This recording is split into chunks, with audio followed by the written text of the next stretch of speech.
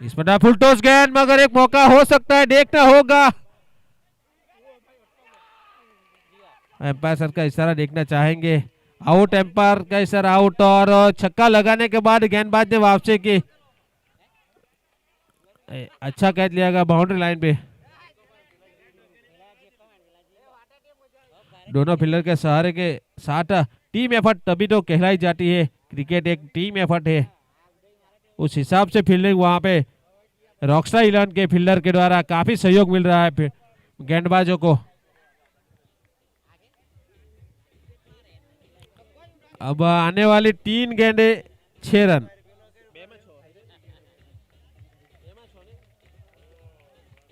दो गेंद में 6 रन चाहिए, 2 गेंदे 6 रन, 2 गेंदे 6 रन।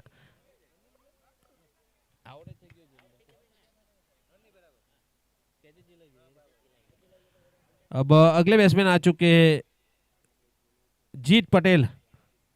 हालांकि